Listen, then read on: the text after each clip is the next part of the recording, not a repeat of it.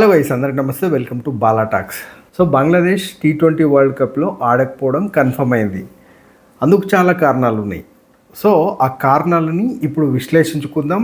ఒకవేళ బంగ్లాదేశ్ ఈ T20 world కప్లో ఆడకపోతే బంగ్లాదేశ్కి ఏ విధంగా నష్టం జరుగుతుంది అనే దాని గురించి కూడా ఈ వీడియోలో మాట్లాడుకుందాం. షేక్ హసీనాని జెన్జీ ఉద్యమం పేరుతో ఆ దేశం నుంచి తరిమిగొట్టిన తర్వాత ఈ మహమ్మద్ యూనుస్ని అమెరికా పపెట్ అంటారు, బంగ్లాదేశ్కి తాత్కాలిక ప్రధానిగా కూర్చోబెట్టారు. అతని నేతృత్వంలో బంగ్లాదేశ్లో హిందువుల పైన దాడులు జరుగుతున్నాయి. గత 45 రోజుల్లోనే బంగ్లాదేశ్లో 15 మంది హిందువులని ఈ జిహాదీలు హత్య చేసి చంపేశారు. కానీ ఈ చేతగాని దద్దమ్మ మహమ్మద్ యూనుస్ ఏమంటాడంటే, ఈ అల్లర్లు అనేటివి మతాల మధ్య జరిగిన లొల్లులు కావు, ఆ చనిపోయిన వాళ్ళకి అందరికీ నేర చరిత్ర ఉంది కాబట్టి ఈ గొడవలు, ఈ ఘర్షణలు వాళ్ళ నేర చరిత్ర వల్లనే జరిగినాయి అనేది ఈ దద్దమ్మ మహమ్మద్ యూనుస్ చెప్పిన ఆన్సరు. ఎక్కడైనా పొంతనుందా? ఆడోళ్ళు చచ్చిపోయారు, ఆడోళ్ళను కూడా చంపారు. సో వాళ్ళకేం నేర చరిత్ర ఉంది? ఈ చేతగాని చవట వల్ల బంగ్లాదేశ్లో ఇప్పుడు పరిస్థితులు మొత్తం మారిపోయినాయి. షేక్ హసీనా బంగ్లాదేశ్ ప్రైమ్ మినిస్టర్గా ఉన్నప్పుడు బంగ్లాదేశ్ ఒక డెవలప్ చెందుతున్న దేశం.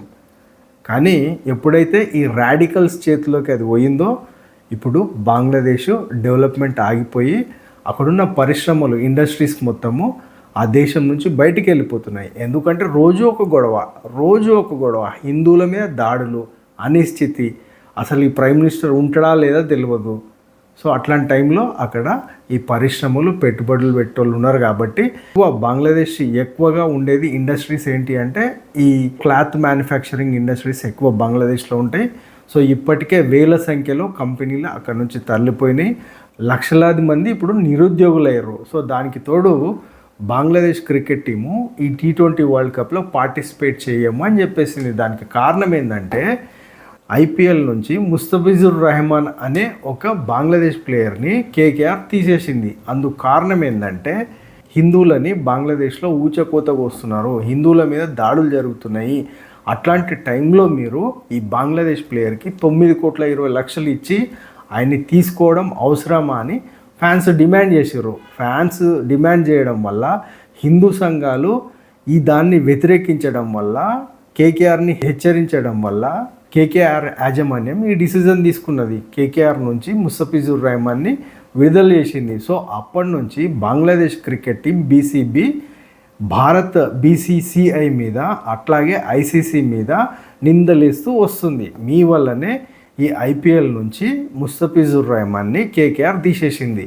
సో మేము ఇప్పుడు మీ దేశంలో జరగబోయే, అంటే భారత్లో జరగబోయే ICC T20 వరల్డ్ కప్లో పార్టిసిపేట్ చేయము. దానికి కారణం ఏంటంటే మా ప్లేయర్స్కి అట్లాగే మా ఫ్యాన్స్కి భారతదేశంలో సెక్యూరిటీస్ ఇష్యూ ఉన్నాయి. ఎందుకంటే భారత ప్రేక్షకులు చాలా కోపంగా ఉన్నారు. వాళ్ళు వార్నింగ్లు కూడా ఇస్తున్నారు, మీ ప్లేయర్స్ ఇండియాకు వస్తారు మేము చూస్తామని. కాబట్టి మేము భారత్కి ఎట్టి పరిస్థితుల్లో వీళ్ళని పంపించము.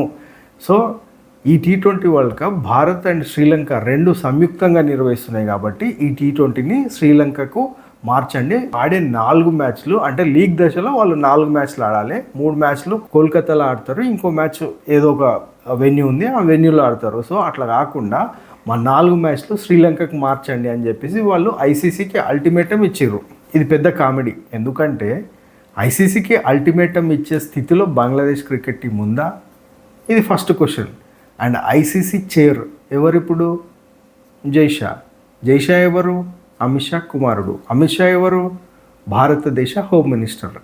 అంటే బంగ్లాదేశ్ కావాలని భారత్ని కవ్వించాలని చెప్పేసి బంగ్లాదేశ్ కావాలని అట్లా చేస్తుంది. కానీ అక్కడ జైషా ఊరుకుంటారా? ఆడితే ఆడండి, లేకుంటే వెళ్ళిపోండి T20 నుంచి. కానీ ఈ వేదికలు అయితే మార్చే ప్రసక్తే లేదు. భారత్లో సెక్యూరిటీకు డోకా లేదు. మేము ఇండియన్ గవర్నమెంట్ చాలా స్ట్రాంగ్ అయిన ప్రొటెక్షన్ ఇస్తుందని చెప్పేసి BCCI ICCకి తెలిపింది. జైషా కూడా అదే మాట మాట్లాడాడు. కానీ BCP బోర్డు మేము ఒప్పుకోము, మా ప్లేయర్స్కి అయితే అక్కడ సెక్యూరిటీ ఇష్యూస్ ఉన్నాయి కాబట్టి మేము రాము అని చెప్పింది. సో రాము అని చెప్పినప్పుడు ICC ఏం చెప్పేసింది, ఈరోజు గడువు ఇచ్చింది, ఇంకా వీళ్ళు ఇంకా రియాక్ట్ కాలేదు, మేము రాము అని చెప్పారు. కాబట్టి టాటా బై బై చెప్పింది. ఎప్పుడైతే బంగ్లాదేశ్ వెళ్ళిపోతుందో, బంగ్లాదేశ్ తర్వాత స్కాట్లాండ్ ఉంది కాబట్టి ఆ స్కాట్లాండ్ వచ్చి మ్యాచ్లు ఆడుకుంటుంది. సింపుల్. సో దీనివల్ల భారత్కి ఏమన్నా నష్టమా, దీనివల్ల ఐసీసీకి ఏమైనా నష్టమా, దీనివల్ల T20 క్రికెట్కి ఏమైనా నష్టమా? సో ఒకవేళ బంగ్లాదేశ్ T20 వరల్డ్ కప్లో పార్టిసిపేట్ చేయకపోతే నష్టము బంగ్లాదేశ్కే. ఆ దేశ ఆర్థిక పరిస్థితి చాలా దారుణంగా ఉంది. ఈ T20 వరల్డ్ కప్ని మేము వాకౌట్ చేస్తున్నామంటే బంగ్లాదేశ్ లిటరల్గా ప్రతి మ్యాచ్కి అన్ని కలిపి ₹1,00,00,000 నుంచి 2 కోట్ల వరకు కోల్పోతుంది. వాళ్ళు 4 మ్యాచ్లు లీగ్లో ఆడతారు. లీగ్లో సక్సెస్ అయితే నెక్స్ట్ లెవెల్కి వెళ్తారు. దాన్ని బట్టి వాళ్ళ పేమెంట్ పెరుగుతూ ఉంటుంది. సో దీనివల్ల బంగ్లాదేశ్ యాడ్స్ పరంగా కానీ మ్యాచ్ రెమ్యునరేషన్ పరంగా కానీ ఐసీసీ నుంచి వచ్చే ఆ మనీ ఏదైతే ఉందో 10 నుంచి 20 కోట్ల రూపాయలు నష్టపోతారు. కేవలం ఇదే కాదు, ఐసీసీ ఆల్రెడీ స్కెడ్యూల్ ముందే చెప్పింది కాబట్టి ఆ స్కెడ్యూల్ని కాదని చెప్పేసి వీళ్ళు ఈ T20 వరల్డ్ కప్స్ నుంచి బయటికి వెళ్ళిపోతే ఐసీసీ జరిమానా వేస్తుంది. సో ఆ జరిమానా కూడా బంగ్లాదేశ్ కట్టాల్సిందే. ఇప్పుడున్న పరిస్థితుల్లో బంగ్లాదేశ్ క్రికెట్ టీంకి ఇది అసాధ్యం.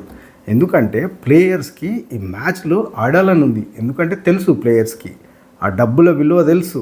ప్రస్తుతం బంగ్లాదేశ్లో అశాంతి ఉంది, అనిశ్చితి ఉంది, అసమర్థ ప్రభుత్వం ఉంది. సో ఇవన్నీ మధ్యలో ఈ గుడ్డిలో మెల్ల అన్నట్టు వాళ్ళకి ఈ క్రికెట్ అనేది ఒక ఆశ ఉండింది. కానీ ఈ బంగ్లాదేశ్ ఆ ఈగో ఏదైతే ఉందో, ఆ క్రికెట్ టీం మేనేజ్మెంట్ ఈగో ఏదైతే ఉందో ఆ బంగ్లాదేశ్ టీంని చంపుతుంది. సో ఇది ప్రాబ్లం బీసీసీఐకి, ఐసీసీకి కాదు, ప్రాబ్లం బంగ్లాదేశ్ క్రికెట్ బోర్డుకి, బీసీబీకి. సో గైస్, ప్రస్తుత పరిస్థితుల్లో బంగ్లాదేశ్ చాలా దారుణమైన స్థితిలో ఉంది. ఆ దేశంలో మతతత్వ వర్గాలు ఏవైతే ఉన్నాయో విచ్చలవిడిగా హిందువులపైన దాడులు చేస్తున్నాయి, హిందువులని చంపుతున్నాయి.